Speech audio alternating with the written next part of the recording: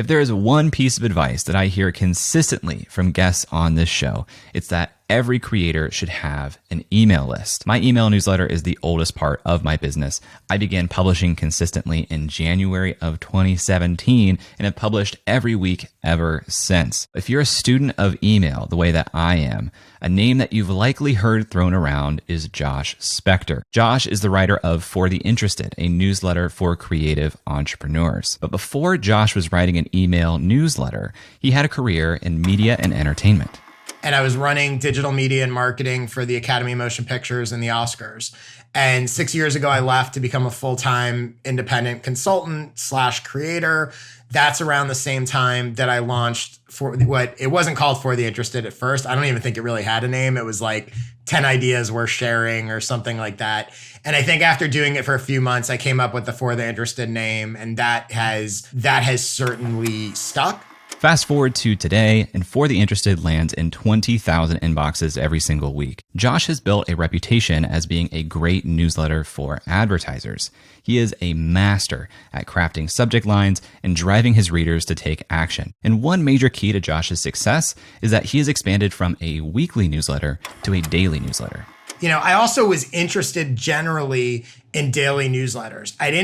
It's a lot of work traditionally, but I was like, well, if I did this really short one and it's sort of timeless content, I can schedule them in advance and all that kind of stuff, it might be doable. So in this episode, we talk about how Josh has built his newsletter, the challenges and benefits of publishing a daily newsletter, why I think he's undercharging for his ads, and why transformation is what you need to be promising your readers. This is a really fun episode. We actually spent a good amount of time workshopping my own business, my own messaging, my own marketing. I think you're going to enjoy the peek behind the curtain. I'd love to hear what you think about this episode. You can tweet at me at jklaus or find me on Instagram at jklaus. Tag me, let me know that you're listening. You can leave a comment on YouTube and be sure to subscribe if you have not already.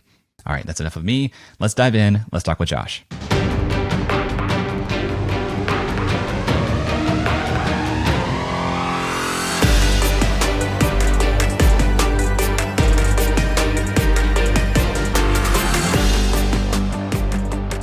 This week's issue is, I think, the 313th week in a row. I think the only week I didn't publish was the weekend of my wedding. So basically 313 out of 314 weeks I've published. The newsletter has sort of evolved. So for the first 4 years or so, it was just a once a week newsletter that came out on Sunday mornings. And then about 2 years ago, I added a weekday edition that is a 1-paragraph daily newsletter. So now it's sort of 2 newsletters in one. People can only get the Sunday one if they want, but most people get both. So they get a 1-paragraph email every weekday, and then Sunday is a sort of longer edition. Talk to me about the journey for you in terms of defining your newsletter audience. When you're starting this 6 years ago and you didn't have a name for it yet, what did you think you were doing then, and how have you woven your way to creative entrepreneurs today? When I first started it, again, it's sort of being an evolution of other things. I had gotten to a point where with all these different projects that I had started over the years, I actually had 3 separate newsletters running at the same time. So I had one called Connected Comedy, which was tied to this blog and website and some consulting that I had done in the comedy space, helping comedians grow their audience and use social media and that kind of stuff. That had probably a couple thousand subscribers, very specific niche. Then I had started, for a couple years, I ran this blog / daily newsletter called A Person You Should Know. And that was a daily, very short, like 6 or 7 sentences with links of I would feature a person and go, hey, here's what you should know about them. Here's a quote they said. Here's a link to a TED Talk they gave. And every day I would feature a different person. I wasn't interviewing them. I was literally just finding interesting people, going to see stuff they had done and sort of curating it. And that had built up a couple thousand followers. And then I had my own blog post from my website, which also had sort of a couple thousand followers. So I had these 3 newsletters that had overlapping interests, sort of, but I couldn't post. If I wrote a blog post that wasn't specifically about comedy, I couldn't send it to the Connected Comedy. I could, but it didn't really make sense to send it to Connected Comedy. A Person You Should Know was all about other people, so I couldn't feature my stuff in there, and vice versa. So it just didn't, I had this audience sort of spread out, and even though they were all sort of overlapping interests, they were too different. It just didn't make any sense. So the origin of For the Interested was, I said, all right, well, what if I were to collapse all these lists? Also, at this point, I wasn't really doing Connected Comedy anymore. A Person You Should Know I had done for a couple of years, but I was sort of shifting focus from just featuring other people to more of my own stuff. So I was like, well, what if I just collapsed all three of these lists and came up with a newsletter format that could kind of contain all this stuff, right? That was sort of purposefully broader and a little bit more flexible. So if I did a comedy thing, I could include it. If I wanted to feature A Person You Should Know, I could include it. I could include my own thing. So initially I just, called it sort of 10 ideas worth sharing. I think my initial tagline or sort of target audience was ideas to help you get better at your work, art, and life, which is basically everything. Everything. It's huge. Yeah. So the niche was basically anyone that wants to get better at anything, sign up. I guess there's some people that don't want to get better, but it was very broad. And the format was basically 10 sort of links and short summaries, but that allowed me to sort of put almost anything in there. That's where it started. And then over time, I sort of realized the self-improvement stuff. First of all, I wasn't really doing the comedy stuff anymore. A Person You Should Know, I sort of phased out. And the self-improvement stuff was fine. I could, here's a cool article about how to get a better night's sleep. But it didn't really align with what I was doing. I was, wasn't going to get me consulting clients. I wasn't doing, sleep products. It was just sort of randomly interesting and valuable. And so I honed in on, initially, I think I started saying it was for creators and really helping creators market themselves and sort of grow their audience in business. And that's what it was for a while. And then I started realizing, creators become such a weird. Creator 6 years ago was a lot different than creator now. Creators become such a, it means a million different things to different people, as you well know. And I started thinking about, well, when I say it, what kind of creators do I really mean? I don't mean the sort of Instagram influencer, the TikTok creator, I really meant, business creators. So then I started saying the audience was creators and entrepreneurs, because I had a lot of people who were solopreneur types who were in my audience and who I was working with from a consulting standpoint. And really, I was talking more about increasingly more about the business of monetizing your creations and your expertise. And then creators and entrepreneurs eventually became this creative entrepreneur audience that I focus on now. And, I honed in to now it's, like I said, proven strategies to help creative entrepreneurs grow their audience and business. When you compare the specificity of that to ideas to help you get better at work, art, and life, you can see the degree to which it has shrunk and narrowed. And every step of the way, that's been a good thing. I certainly lost some people along the way, but that's fine because they weren't really my people anyway. I relate to this story a lot in the kind of narrowing down, but also kind of winding nature of it. And do you think it could have been done any other way? Part of me wonders, are people willing to start sufficiently niche and be very specific? And should they be? Or is there this necessary, messy discovery process up front that you think is unavoidable? I wouldn't say that it's necessarily unavoidable, but I would say in most cases, that's how it's going to work, right? So I do think there are people that know specifically, because by the way, even with my consulting and the services I've offered, that has also gotten way more specific, right? So in the beginning, it was I can run Facebook ads. So you want to hire me to run Facebook ads for you? Great. I can ghostwrite social posts for you. You want to hire? Great. We'll do that, right? I had a very varied set of skill sets. So I was doing all sorts of stuff. That end was also maybe not as scattered, but almost as scattered, right? So I think it is avoidable if you're clear on what you're trying to do. It's funny because this is what I help creators with a lot now, is helping them get clarity and figure out, what are you trying to do, so they don't have to take a year or 2 years or 3 years. Like, I do think that time frame can be really shortened, because once you get clear on what you're trying to accomplish and how you want to use a newsletter or social content or whatever you're creating to accomplish it, it's actually not that hard, and it's actually easier to have that specificity. The problem is if you're just out on your own like I was, and you're just starting out and you're not 100% sure yet where you want to go, in that scenario, it is sort of unavoidable, and you just have to kind of put stuff out there and see what feels right. Yeah, I think it is avoidable. People just often choose to not avoid it because like it's a scary thing to do the avoidance, which is like to be meaningfully specific and targeted and be willing to like speak to no one for a while.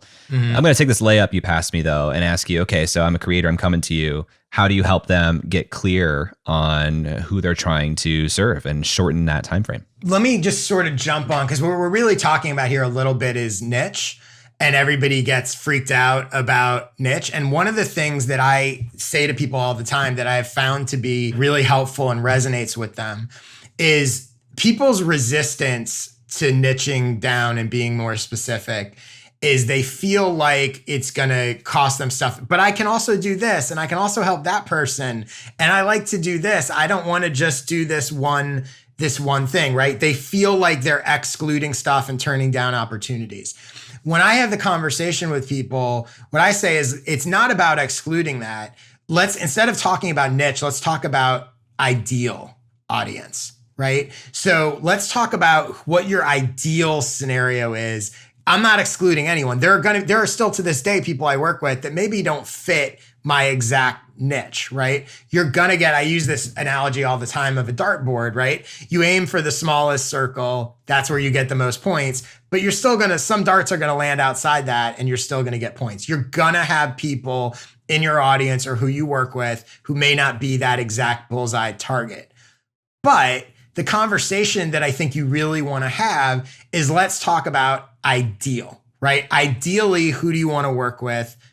Because you most like working with them, you think you can best serve them.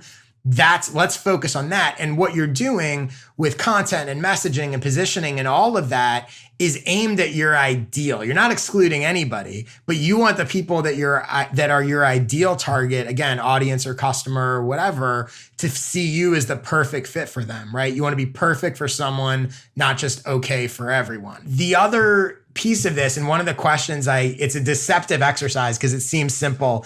And then whenever I ask it, people always like get stumped and they're like, oh my God, I don't know, but it's really helpful.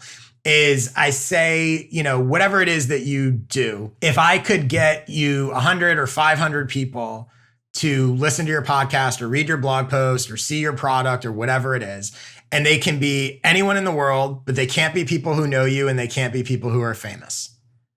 Who do you want that 100 or 500 people to be? Your answer is going to be, I want the people that are going to be either that I most want to serve, most like to work with or whatever, or that are going to best get the best results from what I have to offer, right? And you start thinking about it, and these can be demographics or psychographics, right? Are they men or women? Are they old or young? Are they urban or rural? Are they college educated or not? Are they married or single? Do they, and that's sort of typical demographic stuff, but also psychographic, right? Do they lack confidence? Are they looking for more work-life balance? It all depends on what your offer is.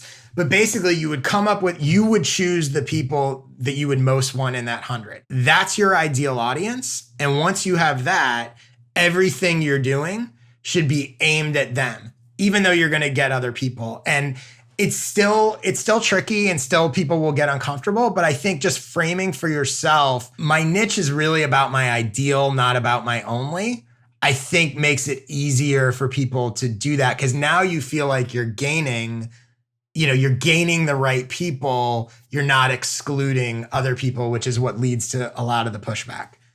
After a quick break, Josh and I talk about how you create transformation for your audience.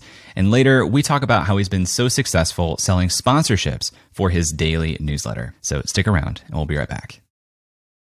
If you like creative elements, you would love my weekly newsletter, Creator Science. I send it every Sunday, and it breaks down everything I'm learning about how to be a professional creator. It expands on the things we talk about here on this show, and it even goes behind the scenes of my own business and shows you what I'm doing, what I'm experimenting with in my own journey. If you're serious about this, I think it is a must read. More than 14,000 creators already subscribe. So if you are not already subscribed, go to creatorscience.com and subscribe for free, and I'll talk to you on Sunday.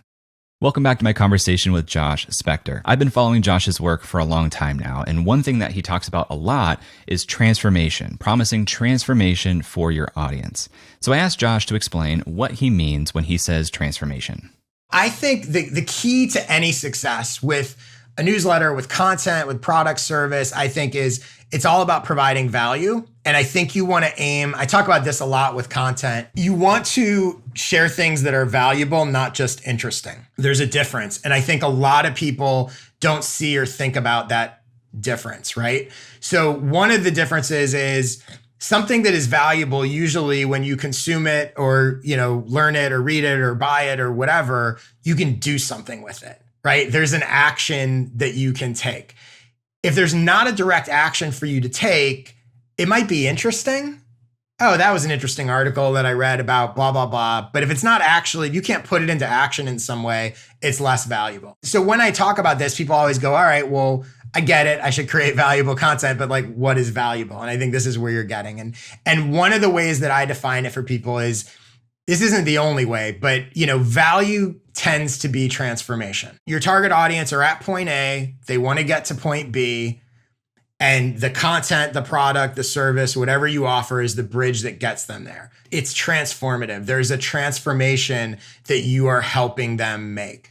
So when I think about both my own things and other people's stuff and talk to them about, is this valuable? A great place to start is, what is that transformation, right? That's why when I talk about my audience, I don't just say, oh, my audience is creative entrepreneurs and the stuff I do is for them. It's to help them grow their audience in business. There is a transformation. And with that in mind, it makes it very easy from both a content creation and a content curation standpoint. When I'm figuring out what to put in my newsletter, I can look at anything and go, is this going to help them get from point A to point B? If it's not, it's just interesting and I'm probably not going to share it. So I think that is a very simple thing that applies to any niche and anything that you can always sort of be asking yourself, how is this transforming this person? And is it aligned with the transformation that my audience wants, right? That's another thing you see a lot of times is like, they're trying to convince people to make a transformation versus helping people make a transformation they already want to make. And that's such a powerful frame and reminder. Yes, it's so much easier to sell a solution to someone who is already aware of their problem instead of having to sell the fact that their problem exists and then sell a solution to them. It's such a big difference in terms of growth and things. I'm getting ready to launch my own podcast. It's going to be called I Want to Know, and people come on and ask me questions. And so one of the people who's going to be on sells courses and stuff for podcasters. And one of the questions that he's going to ask me, because he sent me the questions he wants to ask, was some version of how do I get more people excited or want to start a podcast? And my answer to him is going to be, why are you trying to convince people to start a podcast? Why are you not focused on people that want to start a podcast? And that's a perfect example of it, right? As soon as he focuses on not trying to convince people to do something they want to do, but there's so many people that want to start a podcast or have thought about it, go find them and help them make that transformation, not try to convince. Why fight the uphill battle if you don't have to? I think this has the biggest unlock for coaches. Course creators is a good one too, but like I talk to so many coaches who are trying to find clients and they find themselves trying to prove their value and trying to explain like why coaching is valuable. And my advice to them is always find people who don't need you to flip that switch for them. Find people who are looking for a coach to help them with what you help people with. And you have half of the battle, less than half of the battle. I had a conversation earlier today with someone who helps sales teams and sales managers and leaders take a more sort of human approach to sales. It's interesting because so much of his content and his LinkedIn posts and all that stuff is about his approach, right? Be more human, blah, blah, blah, blah, blah. And that's great. And I find this with coaches a lot. They're focused on talking about their approach and their tactics. But the thing is, their audience, the transformation is they want more sales and more money. What they care about your approach is your approach in the context of the transformation that they want. So he should be talking about his approach, but he should be talking about why a more human approach to sales is better than sleazy sales tactics, right? Totally. It should always be why his approach is going to drive you more sales, not just, hey, be a good person and be human, because they want that. And that's a perfect example too of like, if you can come across things that your target audience wants to be true. Sales leaders would like it to be true that not being sleazy is going to get them more sales. They would genuinely like that. They're predisposed to buy into what you're quote unquote selling, no pun intended, if you position it in that way. But if you don't talk about how your human approach to sales is going to drive more sales, the end result that they want, they don't really care what your approach is. But when you connect it, because it's a thing they want to be true, it's going to actually be relatively easy to get them on board as long as it actually is true. Let's dive deeper into this transformation idea, because I'm actively working through this a little bit right now. And I see a couple of different potential approaches. On one hand, I could wrap the ideal transformation into my ideal target audience, and it's almost like a psychographic. It's this type of person who's looking for this transformation. But I could also look at it as, well, there are several transformations that people are going to need to experience along the way. So is it like a Russian nesting doll situation of transformations where it's like, well, this is the long-term thing I'm trying to help you do, but there are these 6 steps along the way. So right now I'm focused on this transformation. Now this one and this one and this one. How do you think about that? Because people might need more than one transformation. Yeah, they probably will. And by the way, even with my own stuff, grow your audience in business is pretty broad, right? So there's some people that want to know how to grow their newsletter versus want to know how to grow on Twitter. There's different varieties within it. But let's get a little more specific, if you don't mind, with yours, right? So talk to me about kind of how you think about your ideal audience and the transformation, and how you said you're sort of thinking it through. So how are you thinking about it? Yeah, similar to you, similar audience. I'm still using the term creator, as broad as it can sometimes be. And my typical audience, or my ideal audience, is somebody who's trying to get to the rung on the ladder of creator where it's a professional thing. It's supporting them financially. It's more about building a machine than it is just expressing creativity. So a lot of people come to me and they're 1 or 2 rungs below that, which I would call either aspiring at the very bottom, where they haven't started taking action yet, or everyday creators, people who are creating and making stuff, but they haven't really built systems or made it into a machine yet. So the transformation I'm trying to help people get to gets that rung of professional creator, where you have the optionality of this can support you financially if that's the choice you want to make. That seems pretty clear. So is your concern, though, the people that are sort of beyond that? Well, the concern is more like, how early do I need to meet people, or do I say like, is my overall promise that I'm making when I'm attracting people to me, I'm going to help you become a professional creator? Or is it like, I'm going to help you build an audience. I'm going to help you generate more money. I'm going to help you build a digital product. Like, there are all kinds of mini projects within that journey. So do I focus on one of the earlier, more discrete steps, or the overall, I'm going to help you turn pro as a creator? I would probably focus on the overall, thinking that once you get them in your world, then you're pointing them in the right direction, because they're going to have different interests and different ways that they create and different things they want. I think the sort of outward new audience growth, the sort of quote unquote, entry level into your world, is that sort of broader banner.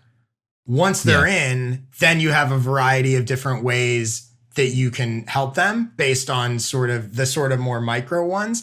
The other thing that I think, as you were talking about it, I had a client, she's basically a career transition coach for doctors and medical professionals who want to basically stop seeing patients.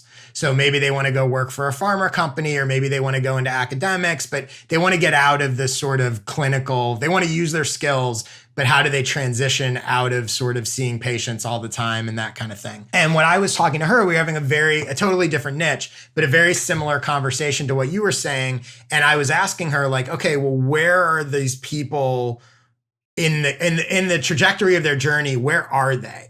And one of the things that she said to me that I think, makes me think about your situation was, she was like, they're not just unhappy or burned out or wondering. She's like, they've taken some step, right? They've already sort of made the decision they want to do that. So in your world, they've already started creating something, right? They're already doing something. They've started on that journey. They've committed a bit. Because one of the things I said to her was like, when she meets with these people and coaches them, is there a lot of sort of indecision? She goes, no, they've decided they want to do this. They're just not quite sure how to get where they want to go. Right. And so I think for you, again, I'm just riffing here, but what might be interesting is your target audience is people who have already decided they want to do this, even if it might not be for a few years or whatever, but they're like, I know I want to do this. I want to become a pro creator, whatever that means to them. And probably they've already started to do, it's not just an idea. They've started a newsletter. They've started to make a course, or they've taken those first steps on their own, which I think shows some initiative and removes, my guess, this is theoretical, but removes the people that are just like, oh, it seems cool to be a creator. Maybe I'll do that someday. Or I hate my job. Maybe I'll like that better. The difference between the I hate my job, maybe I'll like that better, and the person who's already doing it and showing some consistency is massive. So to me, I think that's where it seems like with what you want to do, that's where it starts. And they're really coming to you because they're like, I know I want to do this. I've taken some initiative. I just don't know how to get from here to there. I don't know how to cross that chasm and get to the place where I can really do this for a living. And that, I think, is how I would probably focus it. When we come back, Josh and I talk about the importance of specific language, and then we talk about how he drives results for advertisers. So stick around. We'll be right back. Hey, thanks for watching Creative Elements. This is a brand new channel here on YouTube, so liking the videos, leaving comments, subscribing to the channel, sharing the show, all that support goes a long, long way right now. It is all seen, it is all appreciated. And even though this is a brand new channel here on YouTube, I've actually been conducting interviews with creators just like this for more than 2 years. There are more than 100 interviews that you can go back and listen to with creators like Seth Godin, James Clear, Cody Sanchez, Tori Dunlap, even YouTubers like Ali Abdaal, Matt Diavella, Roberto Blake, and Marie Poulin. I've actually created some playlists for you to help get you started, to dive into some of the best episodes that we've done to date. Just go to creativeelements.fm/playlists. The link is also down below in the description, but you can filter episodes there by platform or medium. If you want to just look at episodes with YouTubers or just episodes with Instagrammers, you can do that with those starter playlists at creativeelements.fm/playlists. And again, the link is down below in the description. Hey, welcome back. Before the break, Josh and I were beginning to riff on my business, and it became really clear to me just how important specific language is. One phrase you'll hear me use a lot is professional creator. And even though I don't hear a lot of other people using that phrase, it really encapsulates the transformation that I'm trying to give to my readers. Language and words they make such a massive difference. It's such a little thing that makes such a huge difference. And I think in your case, it is interesting, like pro creator, because you also don't want to turn away the people that go, but I'm not a pro creator, so I guess that's not for me, right? It's like, if you're going to use that term, which I know you already are doing, making sure that they understand it's like the transition to become that, not whatever. But I think, yeah, I mean, but this goes back to what I was saying originally, and it sounds like you're finding this as well. There's a clear transformation there. And I think everything becomes easier as a creator or entrepreneur when you understand clearly the transformation you're trying to help somebody make. Because now you know what to share and what to offer. The more I've started to explicitly say that this work or this membership is for creators who are more advanced, who are trying to become pro, it doesn't filter out people who are earlier on. It actually seems to just bring in more people net because it's sending the signal that it's higher quality, I think. And the people who are lower down are still aspiring to this. And they feel like, oh, this is what people who are ahead of me are reading.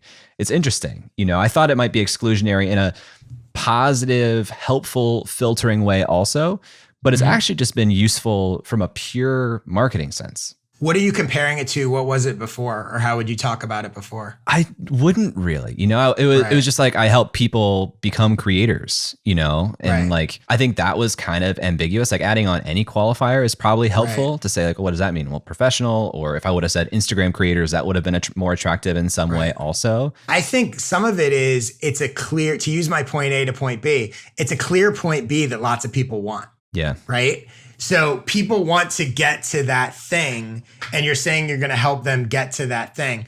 One, it's funny. I pulled up your site and just talking about words, and I don't necessarily have a suggestion here other than this is, I guess, an exercise I recommend people do all the time, like just as a sort of brainstorm what if. So the headline on your site right now is I help people become professional creators, right? My first thought goes, people is very general. And I'm not saying better or worse, right? I think it's an interesting exercise to go, what other words could go in there? I help part-time creators become professional creators.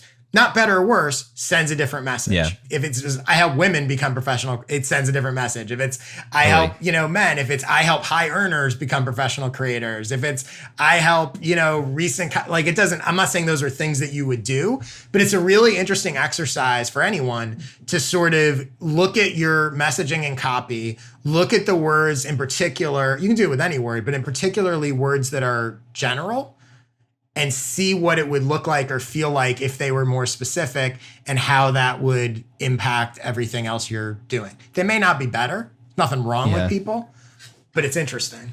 I've played around with it because I actually hate the word people in a like I help statement because it is so bland. But the trade-off or the A or B I was playing with is, do I say I help people become professional creators, or do I say I help creators turn pro?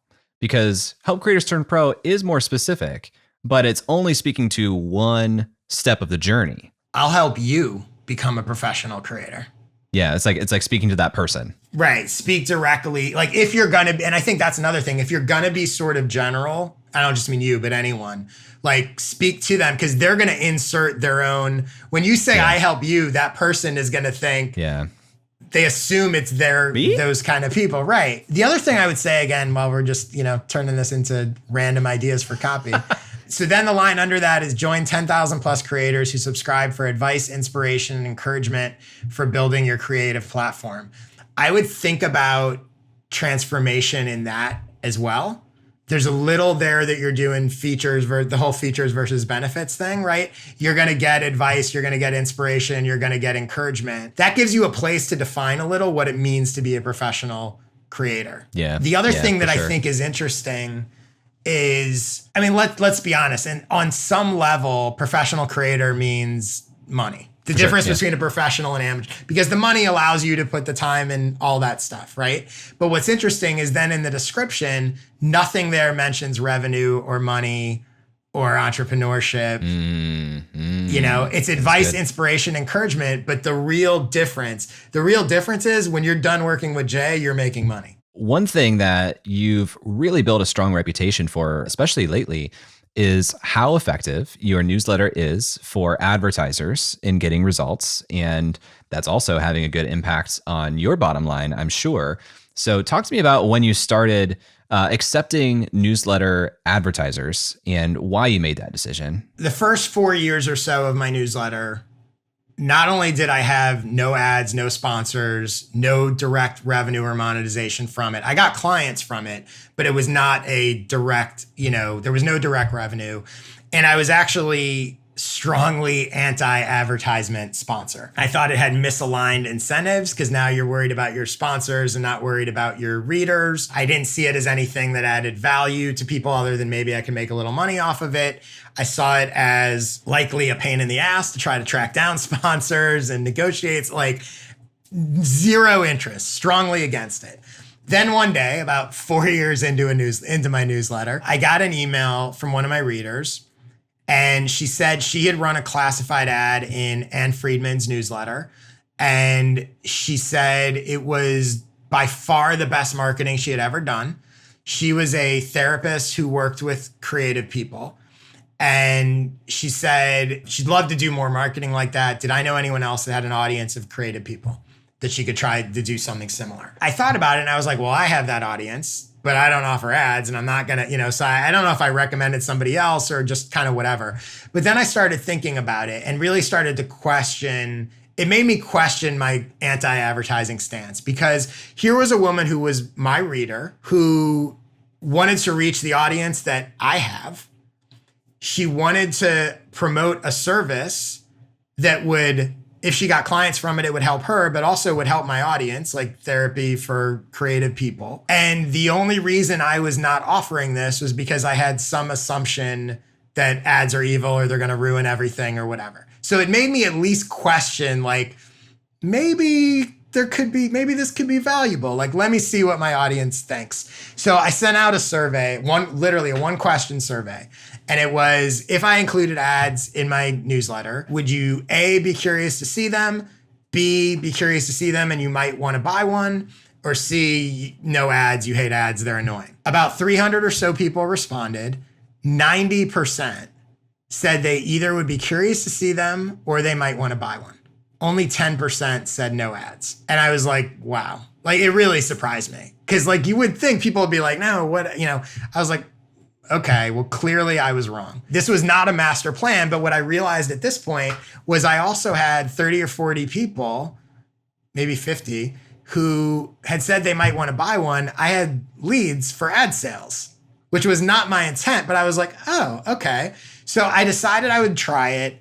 I decided I'd do very simple, classified, like 1-sentence ads, 150 characters, 1 link, no images, none of that stuff. And I would price them low. I priced it at $50 an ad, I think, at first. And I figured I would put up to 5 per issue.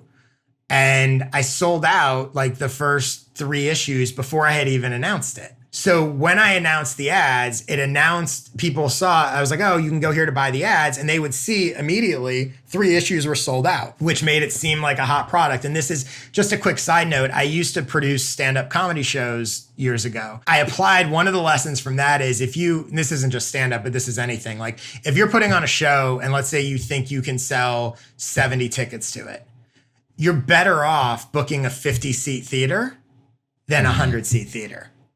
Because with a 50-seat theater, you sell out and people perceive it as a hot show. Whereas a 100-seat theater, you sell 70 tickets, you make more initially, but they don't perceive it as a hot product. There's no buzz about it, whatever. So I took that and applied it to the pricing of my ads. I was like, I'll purposely price these low.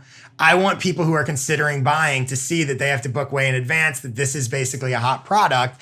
And that's exactly what happened. So it's sold, and I went, it's sold out ever since. I went from $50 to $65 to $80 to $100 to $200, and I'm probably going up again soon. I sell out every issue, and it's worked really well. And my audience likes them. The ads are relevant. The audience, I haven't done really any outreach to sponsors. I probably could make more money if I did, but that's a whole other story. But the big game changer for that was about 1.5 years ago.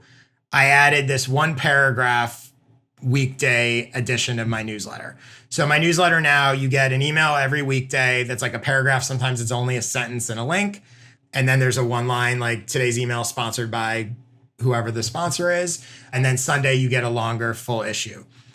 That format, that's really the difference. Because the ads so when people buy an ad now, they get an ad in the Sunday issue. They're one of 5 sponsors. And then in the weekday issue, they're the only sponsor of 1 weekday issue that week. Those weekday issues drive the vast majority of the clicks. That's not only true for the ads, it's true for whatever link I put in the 1 link of the content. The stuff is good. My audience trusts me. All of that has been built up over time. Also, I write the copy for the weekday ads. Advertisers supply the copy so that probably helps as well. But the format, it's really interesting. And again, I stumbled into it. The 1 link that I will put in a weekday email will get more clicks than all 15 or 20 links in the Sunday issue combined. I believe It's it. the same type of content, but it's just so focused. There's, and they're a little, the weekday issues are a little, people hear the term clickbait and they assume it's negative.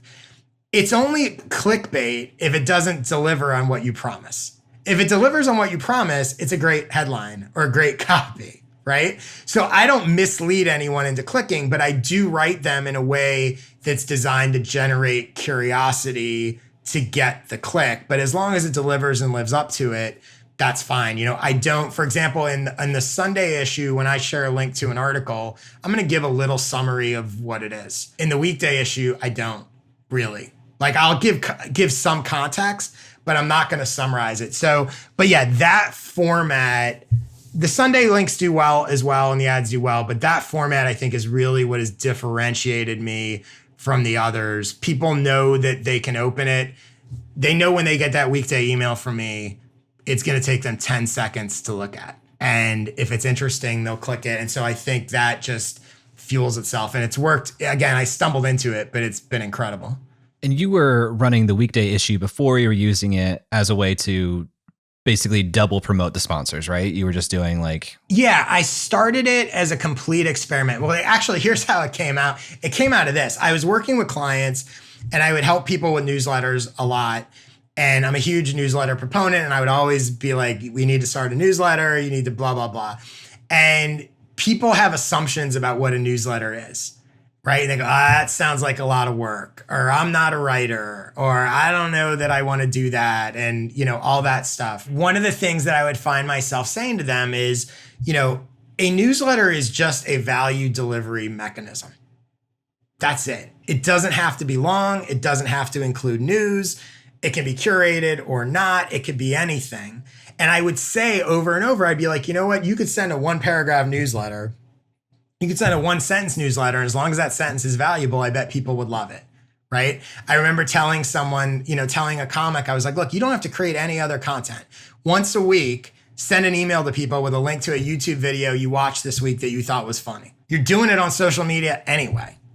As long as it's good and valuable, people will like it. And so after years of saying that, I started thinking myself, maybe I should put my money where my mouth is. I also found for myself, I had newsletters I loved, but I knew they were long. And I was less likely to open them than other newsletters I liked that were short. And I just found that as a user, my behavior. So I was like, I think that people are more, especially with a long daily newsletter is way too much, no matter how good it is, in my opinion, for people. So I started as an experiment, this separate thing. I called it the Daily Graph because it was 1 paragraph. I promoted it in my main newsletter and I said, hey, I'm doing this thing. So a couple thousand people signed up for it. I did it for a couple months and I was like, oh, this is really good. And people liked it and it was different and it was feasible for me to do because it wasn't that time consuming and I could schedule it and whatever. So I wound up in this place where I had a couple thousand people getting it. And some people were subscribing now just to get that and didn't even know about the Sunday one. And no matter how often you tell people hey, go check out this new thing, it's tough to get people to opt into anything. So I realized, I was like, there's a lot of, I know the people on my main list would like this. They just aren't, I just can't get them to go sign up. And I can try to continue to grow this thing separately, or I can flip a switch, combine them, and just send it to my main list, give them the chance to opt out if they don't want the weekday one, and instantly go from 2,000 subscribers to 18,000 subscribers. And I had already seen in the small version, I could tell how high the clicks were. And I was like, wow, if I sent this to 9 times as many people, there's going to be massive clicks on this stuff. So I did that, and that is exactly what happened. Some people opted out of the weekday, but not many. Honestly, it's been one of the best things from a business standpoint and a traffic driving standpoint.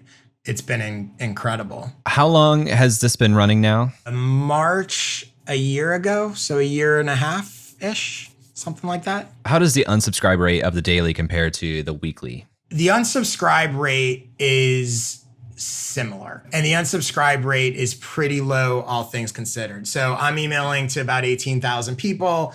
I'll get usually 20 to 30 people will unsubscribe when I send an email, which is certainly not bad at all. It's actually a pretty good number. What I hadn't thought about though is now I'm sending 6 emails a week. Yep. So even with a low unsubscribe rate, if it's 20 a day, let's say if it's 20 a day and I'm sending 6 a week, I'm losing 120 subscribers a week with a newsletter that's really successful, so I'm losing almost 500 subscribers a month, which means I have to add 500 just to break even.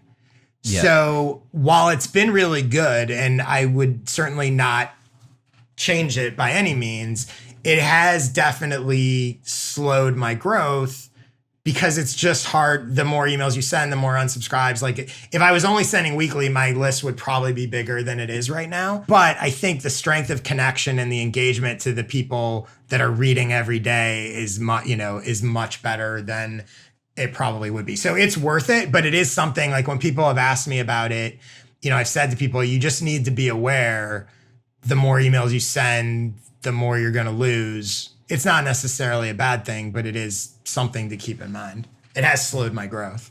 So what action do you think you'll take on that, if any? It's like, what would you have to see to make a change? Are you considering any type of change, or is this all what you would expect and you're good with it? If I saw that the numbers were higher, because by the way, it's the same as what happens on the Sunday issue, basically. So like my Sunday issue this week I'm at almost 19,000. So it went to 18,947 people and had 24 unsubscribes. I'm good with that. Like that's super low. Like I don't know what that percentage is, but that's really low, right? So I have that's Sunday. And then this week, so the dailies went to 18,778. So that's about 150 different, smaller audience or whatever. And those had 24 unsubscribes, 20 unsubscribes, 17 unsubscribes. And then today, it's interesting. Today was unusually high for some reason. I had 37 unsubscribes. So that I might notice and be like, well, why did, and sometimes it also has to do with like, if you have a boost in subscribers, then you may have a boost in unsubscribers, it varies, but those numbers I don't worry about at all. And I think when I did this, it's always nice. Everyone wants to have a bigger list, but at the end of the day, my list is plenty big, and the strength of relationship, I'm good with that. I'd say I pay more attention to how do I bring in new people than I do worrying about people leaving, because those numbers are pretty low. I still think you're undercharging for the results you're driving. As someone who's been recently experimenting with a lot of paid acquisition, like yours is winning out for sure. And I've paid far more for other things that delivered less value, but like I was still happy with, absent of having been in For the Interested, the amount of money I paid to Newsletter A over here for fewer subscribers, I was still happy with the number of subscribers and the quality. So yeah, I think you have a lot of room to expand there if you want. Yeah, I definitely think that's true, and I will. And I buy a lot of ads, or experiment with buying a lot of ads for my newsletter as well. And it's funny because when I do it, there are some that I found that work well, but a lot don't. And by the way, along with that, and some of this goes back to format, I think a lot of these newsletters that have ads that look like ads don't perform very well. Like the images and I think you'll see a lot of people that they think they're helping the advertiser by at the top of the newsletter going, today's issue is sponsored by blah, blah, blah. But I think people are trained to just go past that and just ignore it. And I think that's a big part of my success as well, is that they're simple. They feel like content. They don't feel like ads. The biggest thing though is, my audience trusts me over this time. The ads are mostly, are pretty relevant and pretty good stuff that helps. For example, like if I'm featuring you in my newsletter, like your stuff is good and relevant to my audience. So it shouldn't be a surprise that it does well. But yeah, I'm definitely undercharging, and I will be going up, but there's also a part of me that I don't mind undercharging completely, because it sort of runs itself at this point. I'm not doing any sales or pitching people. It is underpriced, but it's priced at a rate where a lot of my audience are the ones buying this stuff, buying these ads. And, at $200, it's not hard for an indie creator that they can buy that. If I go to 500, and I may, and I probably will at some point, that becomes a different thing, and your buyers become a different thing, and, and et cetera. So I think what I'm actually thinking about is also figuring out kind of premier sponsorships. And now that I'm going to have a podcast, I can do some packaging stuff that can be sort of higher ticket stuff. But yeah, I like that they're really valuable. And I do think it's I have noticed that there's value, and I think I'm just again, this wasn't necessarily planned, but I think I'm starting to notice it, just like you said, and your perception, people's perception of my newsletter and its ability to drive traffic and its ability to drive engagement and results and all that sort of stuff. There's a lot of other benefits to that beyond the short-term money. Sure. And I think I'm starting to see some of that. I was having a conversation with Louis Nichols, who runs Sparkloop, the other day, and I've gotten early access to a new kind of Upscribe product that they have that's really cool. And he was saying, they work with all sorts of newsletters of massive sizes. And, and he was like, look, there are newsletters that are way bigger than yours that can maybe drive more traffic. But he was like, I don't know that I've seen anyone that has the sort of level of traffic and engagement that you're able to drive. That being out there within the reputation piece is helpful probably in ways that may not be immediately apparent to me. So that said, I will raise the prices because it is underpriced. It was really fun to actually workshop some of these ideas with Josh in real time. He is a master at crafting subject lines and driving readers to take action. So if you don't already subscribe to For the Interested, I really recommend that you do. You're going to learn a lot. Just go to fortheinterested.com or find Josh on Twitter @JSpector. Links to both of those are in the show notes. Thanks to Josh for being on the show. Thank you to Connor Conboy for editing this episode and Nathan Townhunter for mixing the audio. Thank you to Emily Klaus for making the artwork and Brian Skeel for creating our music. If you like this episode, tweet at me, let me know @JKlaus, or leave a comment here on YouTube. Be sure to subscribe if you haven't already. And if you really want to say thank you, leave a review on Apple Podcasts or Spotify. Thanks for listening. I'll talk to you next week.